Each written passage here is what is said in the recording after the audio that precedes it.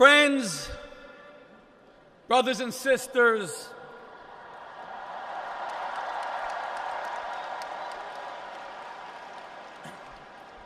dignitaries and leaders, fellow children of God, and Chairman Mani Lee, and Chairwoman Nam-hee Kim, and Nami, may I say to you,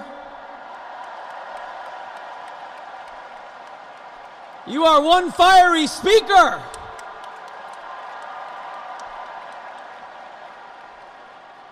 When Nami speaks, it's smoking.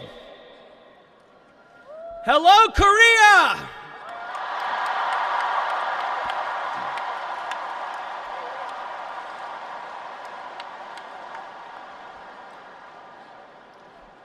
As an American, I want to begin by paying homage to the memory of 33,000 of my fellow citizens who died keeping the peace on this peninsula, and to the 30,000 other American servicemen and women who are present in South Korea to help protect the dignity of human life.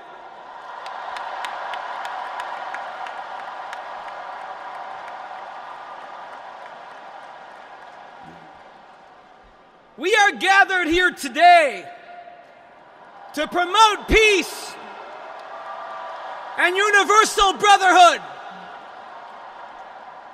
And my friends, it could not be more urgent.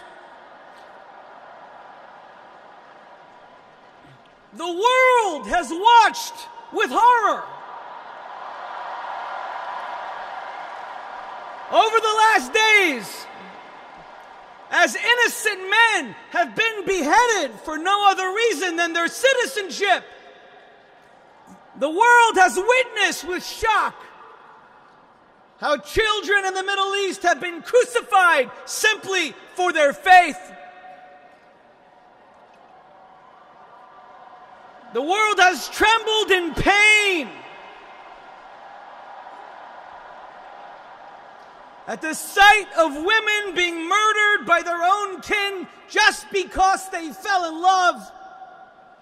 And the world has quaked in disbelief as a tiny Middle Eastern country has been showered with rockets simply because it is Jewish.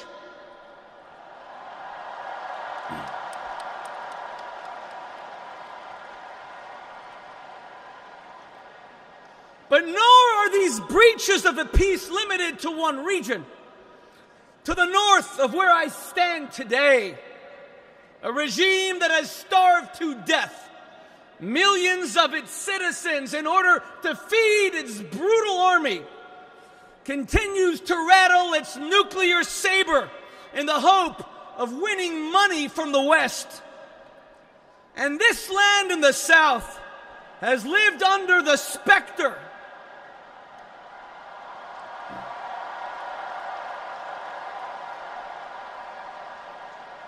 This land in the South has lived under the specter and the dark shadow of a brutal North for more than 6 decades, a peninsula divided between the free and the enslaved, between those who live lives of spiritual and material promise and those whose government condemns them to be the wretched of the earth. A democracy which upholds the dignity of the human person versus a government that tramples on the divine spark that lurks in every human breast. And yet, my friends, amidst these desperate times, we continue to believe in peace.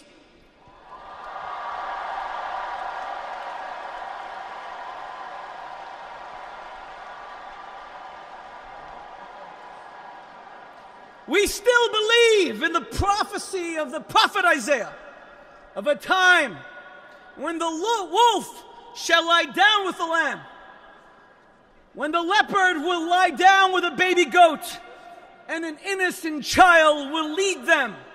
We still hold out hope in the Bible's promise of a time when no nation will lift up a sword against another nation.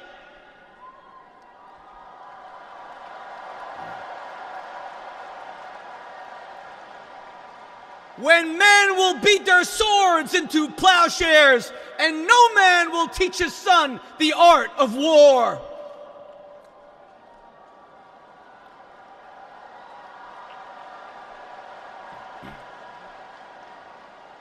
Peace is life's highest ideal, humanity's most noble virtue. But by peace, we mean, to quote Martin Luther King, not just the absence of conflict, but the presence of justice. By peace, we mean not just the absence of war, but the presence of harmony. Not just the cessation of killing, but the attendance of love. By peace, we mean not just the cessation of hostilities, like we have here in Korea, an armistice, a ceasefire,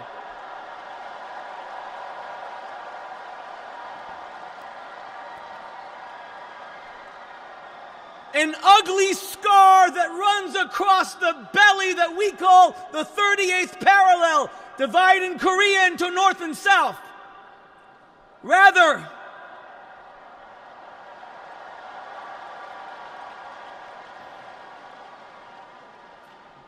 by peace we mean the purging of evil so that good need not fight it ever again. Peace, my friends, is a rejection of the horrors of the past in favor of the promise of the future. Peace is where we not only memorialize and honor the dead who fought in war, but it is where we forge a new covenant with the living. Millennia ago in the Bible, there was a story of two brothers, Cain and Abel. But Cain could not see Abel as bone of his bone and flesh of his flesh. Instead, he saw him as an enemy. He saw him as a usurper. And then one day in the field, Cain rose up and he smote his brother Abel. And the divine justice was swift and it was brutal. And the Lord said to Cain,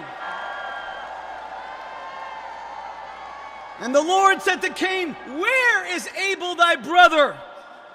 And Cain, in his chutzpah, has the effrontery to say to God, am I my brother's keeper?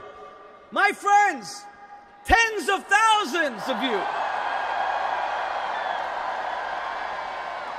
are gathered here today to declare we are our brother's keepers. Muslims and Jews, Protestants and Catholics, North Koreans and South Koreans, atheists and agnostics, we are responsible for one another. We are our brother's keepers. And what we seek to keep is to keep the peace. A just creator will accept no justification for slaughter. A loving God will brook no excuses for murder. What hast thou done, God cries. The voice of thy brother's blood cries out to me from the earth. Today, my friends, the voices of 1 million Tutsi in Rwanda cries out for peace from the soil of that nation. Today, the voices of 6 million Jews cries out from the blood-soaked ground of Europe. Today, the voices of 200,000 political prisoners locked in concentration camps in North Korea cry out for peace.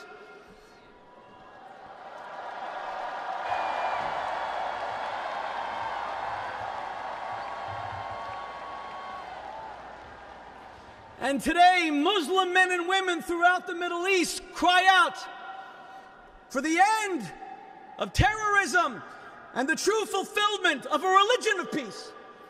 Today,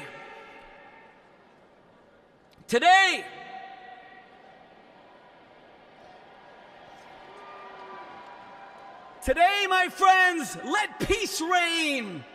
Let peace finally reign.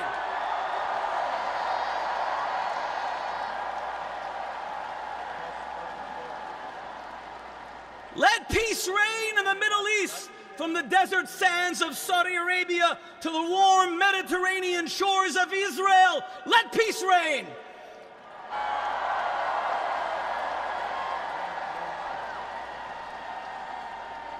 the Korean peninsula, from the top of Mount Bikdu in North Korea to Jeju Island in South Korea, let peace reign.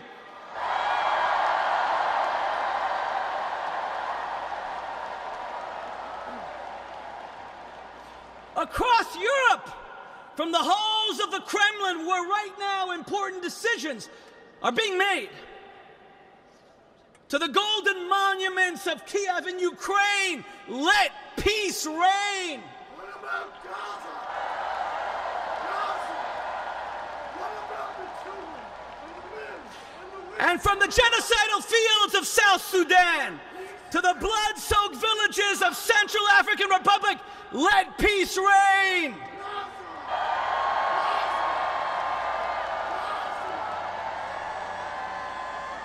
We pray today, my friends, to bury conflict. We beseech today to entomb contention. We entreat today to halt bloodshed.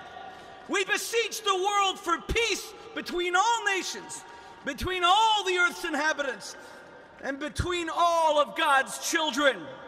I will not be silent in the face of detractors. I will never bend down to those who sow conflict, even at a peace summit. As the words of the psalmist famously said, my friends, and I will say it in the original Hebrew, Adonai oz le'amo yitain, Adonai yivarech et amo v'shalom. God will grant peace to his people. He will grant strength to his people. He will grant us all everlasting peace. Peace between man and his fellow man. Peace between husband and wife.